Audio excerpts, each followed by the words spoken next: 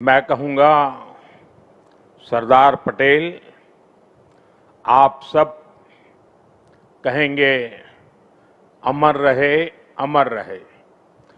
सरदार पटेल, सरदार पटेल, सरदार पटेल।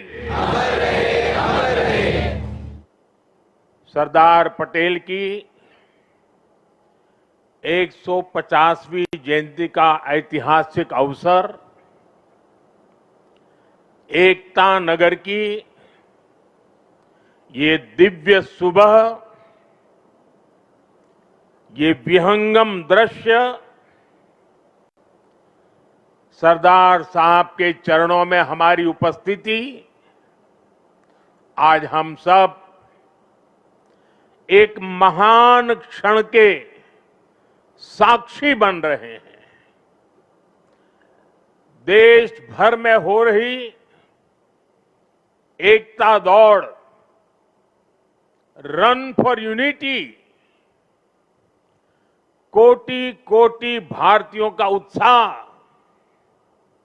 हम नए भारत की संकल्प शक्ति को साक्षात महसूस कर रहे हैं। अभी यहां जो कार्यक्रम हुए, कल शाम जो अद्भुत प्रस्तुति हुई, उनमें भी अतीत की परंपरा थी, वर्तमान का श्रम और शौर्य था और भविष्य की सिद्धि की झलक भी थी। सरदार साहब की 150वीं जयंती के उपलक्ष्य में स्मृति सिक्का और विशेष डाक टिकट भी जारी किया गया है। मैं सभी 140 करोड़ देशवासियों को सरदार साहब की जयंती की, राष्ट्रीय एकता दिवस की बहुत बहुत बधाई देता हूं, अनेक अनेक शुभकामनाएं देता हूं। साथियों, सरदार पटेल मानते थे कि इतिहास लिखने में समय नहीं गंवाना चाहिए। हमें तो इतिहास बनाने के लिए मेहनत करनी चाहिए। उनकी ये भावना हमें उनकी जीवन गाथा में दिखाई देती है। सरदार साहब ने जो नीतियां बनाई, जो निर्णय लिए, उन्होंने नया इतिहास रचा, नया इतिहास बनाया। आजादी के बाद 550 से ज्यादा रियासतों को एक साथ जोड़ने का असंभव कार्य को उन्होंने संभव करके दिखा दिया। एक भारत श्रेष्ठ भारत का विचार उनके लिए सर्वोपरि था। इसलिए आज सरदार पटेल की जयंती का दिन स्वाभाविक रूप से राष्ट्रीय एकता का महापर्व बन गया है। जिस तरह हम 140 करोड़ देशवासी 15 अगस्त को स्वतंत्रता दिवस मनाते हैं, 26 जनवरी को गणतंत्र दिवस मनाते हैं, वैसे ही एकता दिवस का महत्व हमारे लिए प्रेरणा की पल है, गर्व की पल है। आज करोड़ों लोगों ने एकता की शपथ ली है। हमने संकल्प लिया है कि हम ऐसे कार्यों को बढ़ावा देंगे जो देश की एकता को मजबूती दें। यहां एकता नगर में ही एकता मॉल, एकता गार्डन, एकता के सूत्र को सशक्त करते दिखते हैं। साथियों, हर ऐसी बात जो देश की एकता को कमजोर करती है, हर देशवासी को उससे दूर रहना है। ये राष्ट्रीय कर्तव्य है। ये सरदार साहब को सच्ची श्रद्धांजलि है। यही आज देश की जरूरत है। यही आज एकता दिवस का हर भारतीय के लिए संदेश भी है, संकल्प भी है। साथियों, सरदार साहब ने देश की संप्रभुता को सबसे ऊपर रखा, लेकिन दुर्भाग्य से सरदार साहब के निधन के बाद के वर्षों में देश की संप्रभुता को लेकर तब की सरकारों में उतनी गंभीरता नहीं रही। एक और कश्मीर में हुई गलतियां, दूसरी ओर पूर्वोत्तर में पैदा हुई समस्याएं और देश भर में जगह जगह पनपा नक्सलवाद, माओवादी आतंक, ये देश की संप्रभुता को सीधी चुनौतियां थी। लेकिन उस दौर की सरकारों ने सरदार साहब की नीतियों पर चलने की जगह रीढ़ विहीन रवैये को चुना। इसका परिणाम देश ने हिंसा और रक्तपात के रूप में झेला। साथियों, आज की युवा पीढ़ी में बहुत से लोगों को पता नहीं होगा, सरदार साहब चाहते थे जैसे उन्होंने बाकी रियासतों का विलय किया, वैसे ही पूरे कश्मीर का विलय हो। लेकिन नेहरू जी ने उनकी वो इच्छा पूरी नहीं होने दी।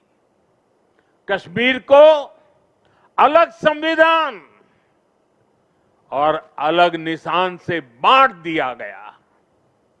साथियों, कश्मीर पर कांग्रेस ने जो गलती की थी, उसकी आग में देश दशकों तक जलता रहा।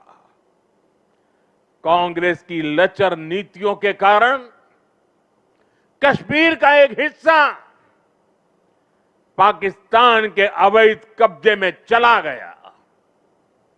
पाकिस्तान ने आतंकवाद को हवा दी। State sponsored terrorism. साथियों, कश्मीर और देश को इतनी बड़ी कीमत चुकानी पड़ी, लेकिन फिर भी कांग्रेस हमेशा आतंकवाद के आगे नतमस्तक रही। साथियों, कांग्रेस ने सरदार साहब के विजन को भुला दिया, लेकिन हम नहीं भूले। 2014 के बाद देश ने एक बार फिर उनकी प्रेरणा से भरी फौलादी इच्छा शक्ति को देखा है। आज कश्मीर आर्टिकल 370 की जंजीरों को तोड़कर पूरी तरह मुख्य धारा से जुड़ चुका है। आज पाकिस्तान और आतंक के आकाओं को भी पता चला है कि भारत की असली ताकत क्या है। ऑपरेशन सिंदूर में पूरी दुनिया ने देखा है, आज अगर कोई भारत पर आंख उठाता है तो भारत घर में घुसकर मारता है।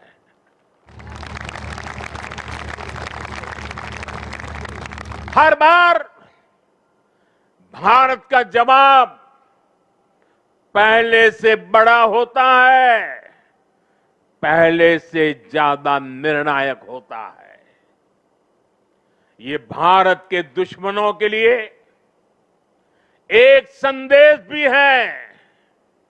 ये लौह पुरुष सरदार पटेल का भारत है। ये अपनी सुरक्षा और सम्मान से कभी भी समझौता नहीं करता है।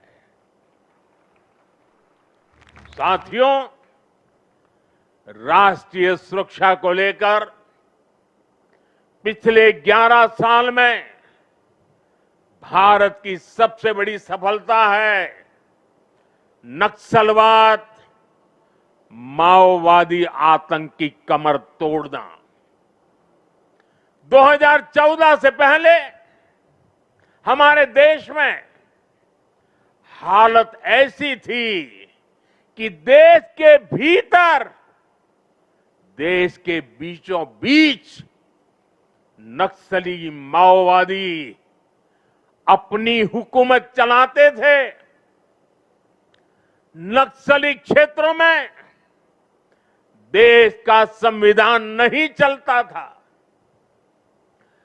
पुलिस प्रशासन वहां काम नहीं कर पाता था।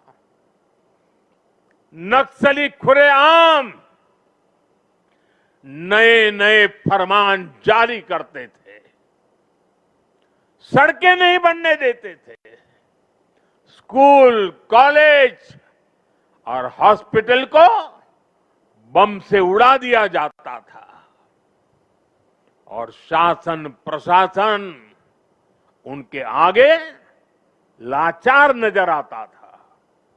साथियों, 2014 के बाद हमारी सरकार ने नक्सलवाद, माओवादी आतंक पर प्रचंड प्रहार किया।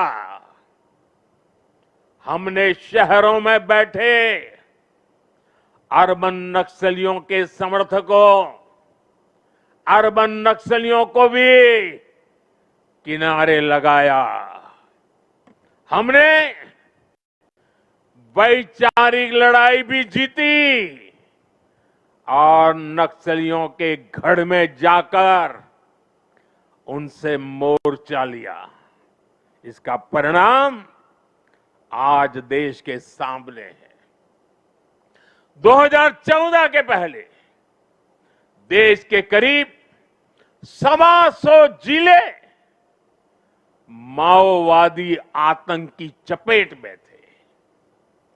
आज ये संख्या केवल 11 बची है और उसमें भी सिर्फ 3 जिलों में ही नक्सलवाद अभी भी कुछ गंभीर रूप से हावी है। और आज मैं सरदार पटेल के सानिध्य में एकता नगर की इस धरती से पूरे देश को भरोसा दिलाता हूं, जब तक देश नक्सलवाद, माओवाद, उस आतंक से पूरी तरह मुक्त नहीं हो जाता, हम रुकने वाले नहीं हैं, चैन से बैठने वाले नहीं हैं। साथियों, आज देश की एकता और आंतरिक सुरक्षा को बहुत बड़ा खतरा घुसपैठियों से भी है। देश के भीतर दशकों से विदेशी घुसपैठिए आते रहे, वो देशवासियों के संसाधनों पर कब्जा करते रहे, डेमोग्राफी का संतुलन बिगाड़ते रहे, देश की एकता दांव पर लगाते रहे। लेकिन पुरानी सरकारें इतनी बड़ी समस्या पर आंख मूंदे रही। वोट बैंक की राजनीति के लिए राष्ट्र की सुरक्षा को जानबूझकर खतरे में डाला गया। अब पहली बार देश ने इस बड़े खतरे के खिलाफ भी निर्णायक लड़ाई लड़ने की ठानी है। लाल किले से मैंने डेमोग्राफी मिशन का ऐलान किया है, लेकिन साथियों, अब आज जब हम इस विषय को गंभीरता से उठा रहे हैं, तो कुछ लोग देश हित से ज्यादा अपने स्वार्थ को ऊपर रख रहे हैं। ये लोग घुसपैठियों को अधिकार दिलाने के लिए राजनीतिक लड़ाई लड़ रहे हैं। इनको लगता है कि देश एक बार टूट गया, आगे भी टूटता रहे, इनको कोई फर्क नहीं पड़ता। जबकि सच्चाई ये है कि अगर देश की सुरक्षा और पहचान खतरे में आएगी, तो हर व्यक्ति खतरे में आएगा। इसलिए हमें आज राष्ट्रीय एकता दिवस पर फिर से संकल्प लेना है। हम भारत में रह रहे हर घुसपैठिए को बाहर निकाल करके ही रहेंगे। साथियों, जब हम लोकतंत्र में राष्ट्रीय एकता की बात करते हैं, तो इसका एक स्वरूप ये भी है कि हम विचारों की विविधता का सम्मान करें। लोकतंत्र में मतभेद स्वीकार्य है, मनभेद नहीं होना चाहिए। लेकिन विडंबना देखिए, आजादी के बाद जिन लोगों को देश ने दायित्व सौंपा, उन्हीं लोगों ने वी द पीपल की स्पिरिट की हत्या करने का प्रयास किया। उन्होंने अपनी सोच और विचारधारा से अलग हर व्यक्ति और संगठन का तिरस्कार किया, उसे डिस्क्रेडिट करने की कोशिश की। देश में राजनैतिक छुआछूत को एक कल्चर बना दिया गया था। हम सभी को पता है, कांग्रेस सरकारों में सरदार पटेल और उनकी लेगेसी के साथ क्या क्या हुआ है। इन लोगों ने बाबा साहब आंबेडकर के साथ जीते जी और उनके जाने के बाद भी क्या किया, नेताजी सुभाष चंद्र के साथ क्या किया, डॉक्टर लोहिया और जयप्रकाश नारायण जैसे लोगों के साथ भी कांग्रेस ने यही किया। इस साल राष्ट्रीय स्वयंसेवक संघ के आरएसएस के 100 वर्ष पूरे हुए हैं। संघ पर भी कैसे कैसे हमले किए गए, षड्यंत्र किए गए। एक पार्टी, एक परिवार के बाहर हर व्यक्ति और हर विचार को अछूत बनाने की भरसक कोशिश हुई। भाइयों और बहनों, हमें गर्व है कि हमने देश को बांटने वाली इस राजनीतिक छुआछूत को खत्म किया है। हमने सरदार पटेल की स्टैच्यू ऑफ यूनिटी बनाई। हमने बाबा साहब के पंच तीर्थ बनवाए। दिल्ली में बाबा साहब का घर, उनका महापरिनिर्वाण स्थल कांग्रेस के दौर में उपेक्षा की वजह से दुर्दशा का शिकार था। हमने उस पवित्र स्थल को ऐतिहासिक मेमोरियल में बदला है। कांग्रेस के समय में सिर्फ एक पूर्व प्रधानमंत्री के नाम पर म्यूजियम था। हमने देश के अब जितने भी पीएम हुए हैं, उन सब के योगदान को समर्पित राजनीतिक छुआछूत से ऊपर उठ करके पीएम म्यूजियम बनाया है। हमने कर्पूरी ठाकुर जैसे जननायक को भारत रत्न दिया। पूरे जीवन कांग्रेस को समर्पित रहने वाले प्रणब दा को हमने भारत रत्न दिया और विरोधी विचार वाले मुलायम सिंह यादव जी जैसे नेता को भी हमने पद्म पुरस्कार से सम्मानित किया।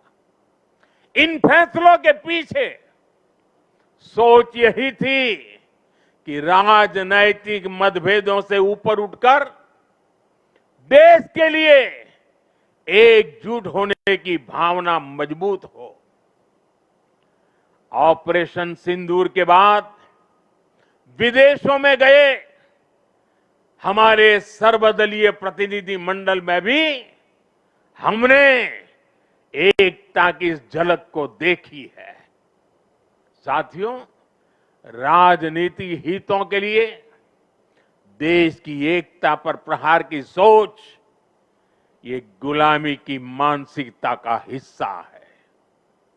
कांग्रेस ने अंग्रेजों से केवल पार्टी और सत्ता ही नहीं पाई, बल्कि कांग्रेस ने गुलामी की मानसिकता को भी आत्मसात कर लिया था। आप देखिए, अभी कुछ दिन बाद ही हमारे राष्ट्रगीत वंदे मातरम के 150 साल होने जा रहे हैं। 1905 में जब अंग्रेजों ने बंगाल का विभाजन किया, उसके प्रतिरोध में वंदे मातरम हर देशवासी का स्वर बन गया था। वंदे मातरम देश की एकता और एकजुटता की आवाज बन गया था। अंग्रेजों ने वंदे मातरम बोलने की बात तक बैन लगाने की कोशिश की थी। अंग्रेज इस कोशिश में कभी भी कामयाब नहीं हो पाए। कई हिंदुस्तान के कोने कोने से वंदे मातरम का नारा गुंजता ही रहा। लेकिन जो काम अंग्रेज नहीं कर पाए, वो काम कांग्रेस ने कर दिया। कांग्रेस ने मजहबी आधार पर वंदे मातरम के एक हिस्से को ही हटा दिया। यानी कांग्रेस ने समाज को भी बांटा और अंग्रेजों के एजेंडे को भी आगे बढ़ाया। और मैं आज एक बात बहुत जिम्मेदारी से कह रहा हूं, जिस दिन कांग्रेस ने वंदे मातरम को तोड़ने का, काटने का, विभाजित करने का फैसला लिया था, उसी दिन कांग्रेस ने भारत के विभाजन की नींव डाल दी थी। कांग्रेस ने वो पाप नहीं किया होता तो आज भारत की तस्वीर कुछ और होती। साथियों, उस समय सरकार में बैठे लोगों की ऐसी सोच के कारण ही देश ने इतने दशकों तक गुलामी के प्रतीकों को भी ढोया। आप याद करिए, हमारी नेवी के झंडे से गुलामी का निशाना, गुलामी का निशान तब उतरा जब आपने हमें देश की सेवा करने का अवसर दिया, हमारी सरकार आई। राजपथ कर्तव्य पथ तब बना जब हमने ये बदलाव किया। आजादी की लड़ाई में क्रांतिकारियों के बलिदानों का स्थान अंडमान की सेल्यूलर जेल, उसे राष्ट्रीय स्मारक का दर्जा तब मिल पाया था जब मोरारजी भाई देसाई की सरकार आई थी। अंडमान के द्वीपों के नाम कुछ समय पहले तक अंग्रेजों के नाम पर ही थे। हमने ये नाम नेताजी सुभाष के नाम पर रखे। कई द्वीपों को परमवीर चक्र विजेताओं का नाम दिया। इंडिया गेट पर भी हमने नेताजी सुभाष की प्रतिमा लगाई। साथियों, देश की सुरक्षा में शहीद हुए जवानों तक को गुलामी की मानसिकता के कारण सही सम्मान नहीं मिलता था। हमने नेशनल वॉर मेमोरियल की स्थापना कर उन स्मृतियों को अमर बनाया। देश की आंतरिक सुरक्षा में भी 36,000 जवानों ने, ये हमारे पुलिस बेड़े के जवानों ने, देश को पता तक नहीं है, ये पुलिस बेड़े के ये खाकी वर्दीधारी लोगों ने 36,000 जवानों की शहादत हुई है। 36,000 शहीद होना ये आंकड़ा छोटा नहीं है। हमारी police, BSF, ITBP, CISF, CRPF, हमारे सभी अर्धसैनिक बल, इनके शौर्य को भी सम्मान से वंचित रखा गया। ये हमारी सरकार है जिसने पुलिस मेमोरियल बनाकर उन शहीदों को सम्मान दिया। मैं आज सरदार पटेल के चरणों में खड़े होकर के मैं देश भर में जिन जिन लोगों ने पुलिस बेड़े में रह करके सेवाएं की हैं, जो जो लोग आज पुलिस बेड़े में रह करके देश की सेवा कर रहे हैं, मैं सरदार पटेल के चरणों में खड़े रह करके आज मैं उनको सैल्यूट करता हूं। मैं उनका गौरव करता हूं, मैं उनका सम्मान करता हूं। आज देश गुलामी की मानसिकता के हर निशान को हटा रहा है। देश के लिए बलिदान देने वाले लोगों को सम्मान देकर हम राष्ट्र प्रथम की भावना को मजबूत बना रहे हैं। मेरे प्यारे देशवासियों, एकता राष्ट्र और समाज के अस्तित्व का आधार होती है। जब तक समाज में एकता है, राष्ट्र की अखंडता सुरक्षित है। इसलिए विकसित भारत के लक्ष्य तक पहुंचने के लिए हमें देश की एकता तोड़ने वाले हर षड्यंत्र को विफल बनाना होगा, एकता की ताकत से विफल बनाना होगा। इसलिए आज देश राष्ट्रीय एकता के हर मोर्चे पर निरंतर काम कर रहा है। भारत की एकता के इस अनुष्ठान के 4 आधार स्तंभ हैं। एकता का पहला स्तंभ है सांस्कृतिक एकता। ये भारत की संस्कृति है जिसने हजारों वर्षों से राजनैतिक हालातों से अलग भारत को एक राष्ट्र के रूप में अमर रखा है। हमारे 12 ज्योतिर्लिंग, 7 पुरियां, 4 धाम, 50 से अधिक शक्तिपीठ, तीर्थ यात्राओं की परंपरा, ये वो प्राण ऊर्जा है जो भारत को एक चैतन्य राष्ट्र बनाती है। इसी परंपरा को आज हम सौराष्ट्र तमिल संगमम और काशी तमिल संगमम जैसे आयोजनों के जरिए आगे बढ़ा रहे हैं। हम अंतर्राष्ट्रीय योग दिवस के जरिए भारत के महान योग विज्ञान को नई पहचान दिला रहे हैं। हमारा योग आज लोगों को जोड़ने का माध्यम बन रहा है।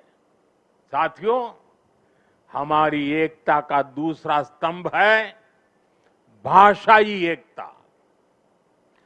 भारत की सैकड़ों भाषाएं और डायलेक्ट्स, बोलियां, ये भारत की खुली और रचनात्मक सोच का प्रतीक है। क्योंकि हमारे यहां किसी समाज ने, सत्ता ने या संप्रदाय ने कभी भी भाषा को अपना हथियार नहीं बनाया। एक भाषा को थोपने का प्रयास नहीं हुआ। तभी भारत भाषाई विविधता की दृष्टि से विश्व का इतना समृद्ध राष्ट्र बना है। हमारी भाषाओं ने संगीत के अलग अलग सुरों की तरह हमारी पहचान को सशक्त बनाया है। इसलिए साथियों, हम हर भाषा को राष्ट्रीय भाषा मानते हैं। हम गर्व से कहते हैं कि भारत के पास तमिल जैसी दुनिया की सबसे पुरानी भाषा है और हमें इसका गर्व है। हमारे पास संस्कृत जैसी ज्ञान की धरोहर है। इसी तरह हर भारतीय भाषा की अपनी खूबी है, अपनी साहित्यिक और सांस्कृतिक पूंजी है। हम हर भारतीय भाषा को प्रमोट कर रहे हैं। हम चाहते हैं कि हिंदुस्तान के बच्चे अपनी मातृभाषा में पढ़ाई करें और आगे बढ़े। भारत के लोग देश की दूसरी भाषाओं को भी जानें, उनसे सीखें। भाषाएं हमारी एकता की सूत्रधार बने। और ये एक दिन का काम नहीं है, ये निरंतर चलने वाला काम है, जिसकी जिम्मेदारी हम सबको मिलकर के उठानी है। साथियों, हमारी एकता का तीसरा स्तंभ है भेदभाव मुक्त विकास।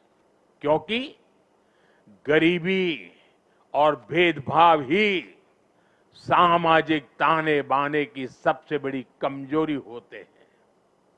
देश के दुश्मनों ने हमेशा इन कमजोरियों का इस्तेमाल किया है। इसलिए सरदार साहब गरीबी के खिलाफ देश के लिए दीर्घकालिक योजना पर काम करना चाहते थे।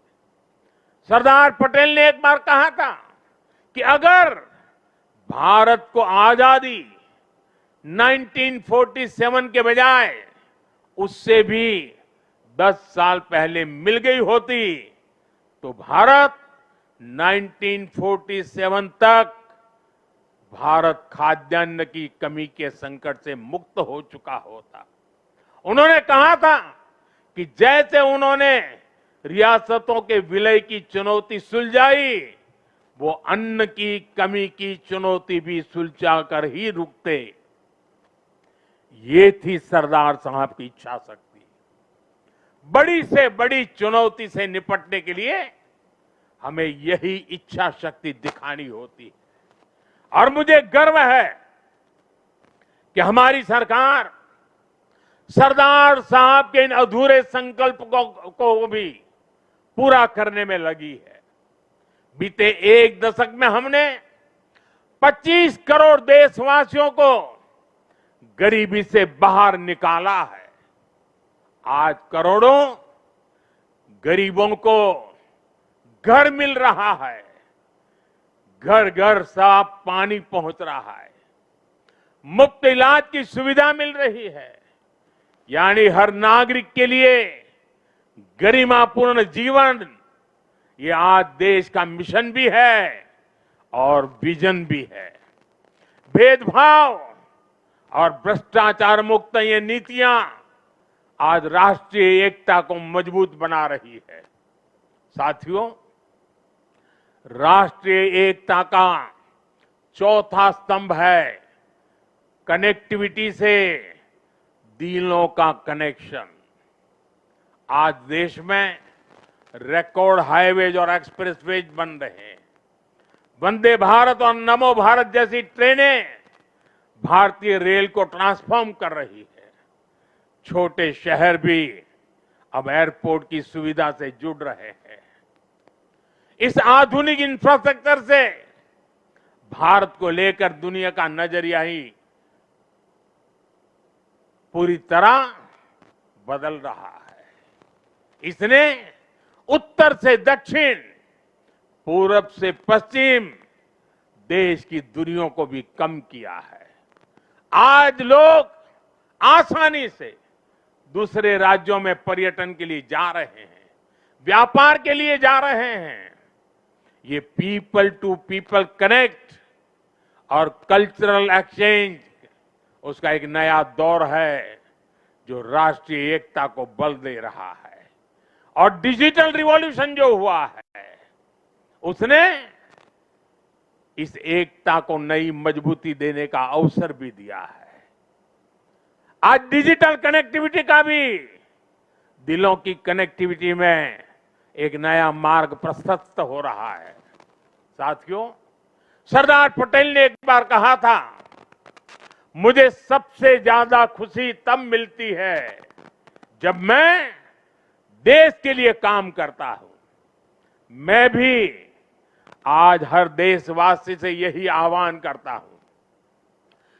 देश के लिए काम करने से बड़ी खुशी कोई और नहीं हो सकती। मां भारती की साधना हर देशवासी की सबसे बड़ी आराधना है। जब 140 करोड़ भारतवासी एक साथ खड़े हो जाते हैं तो चट्टानें खुद रास्ता छोड़ देती हैं। जब 140 करोड़ देशवासी एक स्वर में बोलते हैं तो वो शब्द भारत की सफलता का उद्घोष बन जाते हैं। हमें एकता के इसी मूल मंत्र को अपना संकल्प बनाना है। हमें बंटना नहीं है, हमें कमजोर नहीं पड़ना है। यही सरदार साहब के लिए हमारी सच्ची श्रद्धांजलि है। मुझे विश्वास है हम सब साथ मिलकर एक भारत श्रेष्ठ भारत के संकल्प को मजबूती देंगे। हम साथ मिलकर विकसित भारत और आत्मनिर्भर भारत के सपने को पूरा करेंगे। इसी भाव के साथ मैं एक बार फिर सरदार साहब के चरणों में श्रद्धांजलि देता हूं। मेरे साथ बोलिए, भारत माता की आवाज देश के हर कोने में पहुंचनी चाहिए साथियों। भारत माता की, भारत माता की, भारत माता की, वंदे वंदे वंदे वंदे वंदे वंदे वंदे। आप सबका बहुत बहुत धन्यवाद।